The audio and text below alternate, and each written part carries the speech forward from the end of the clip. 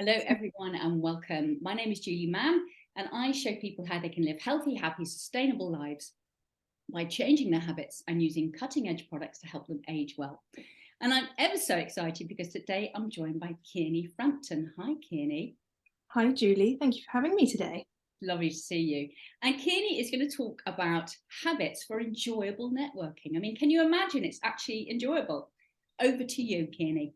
Fantastic. Yes. So I'm hopefully going to change a few people's minds that maybe have experienced bad networking, and it doesn't have to be that way. So I just wanted to cover a few points. Shout out to Chris Mansfield, who did a previous talk on networking habits, because you completely stole everything I was going to say. But it made me think about some new tips that I wanted to share with people. So yeah, it was a great talk. So check it out. Um, First thing is consistency. And I do think that Chris kind of touched on this, but the way that I wanted to kind of elaborate on that was you need to network consistently to build trust and go beyond the initial icebreak. So in an example of Only, our meetings are 90 minutes long and they happen once a month. That isn't your networking one and done.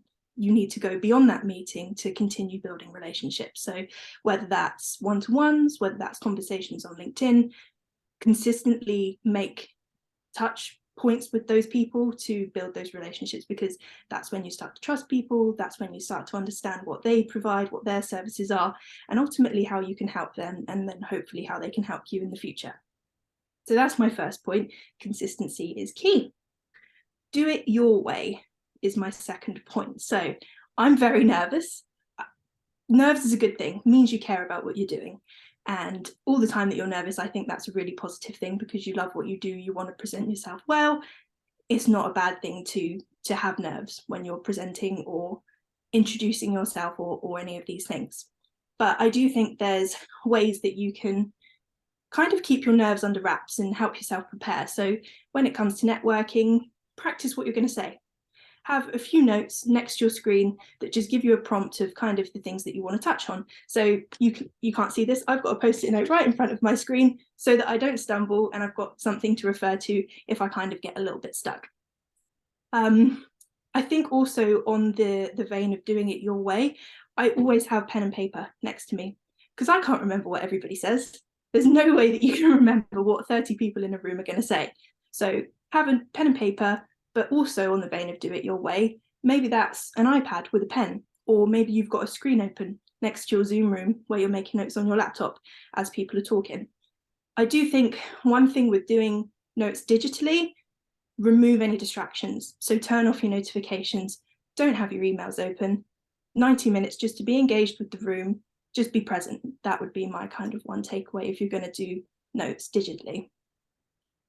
Another thing that I kind of picked up quite early on in my networking experience was you don't have to spend money to contribute to a network. And when I started networking, I was 16 years old. I didn't have any business connections. I didn't have any money to spend with services in the room. I sort of felt useless. I didn't know how I could help.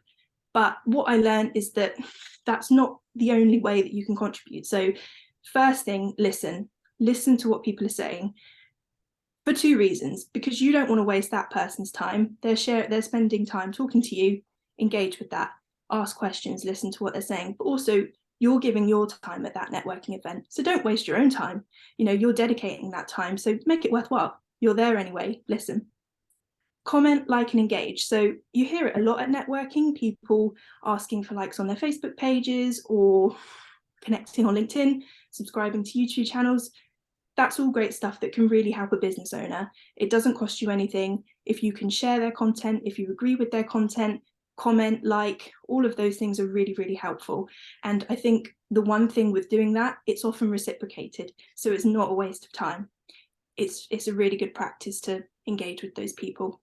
Something that I say to myself to make it really easy to remember: don't wait, instigate when it comes to social media. So that's another thing.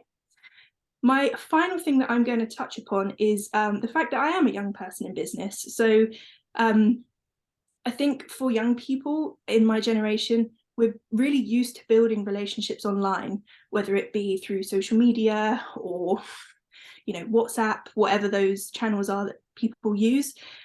So I think if you're an older person in business, and networking has definitely changed a lot, and in the recent years, you know, it's really kind of turned on its head. I think it's important to be receptive and open-minded to other ways of networking, whether that means stepping outside of your comfort zone. Give it a go. If you don't like it and it doesn't work for you, at least you can say that you've tried.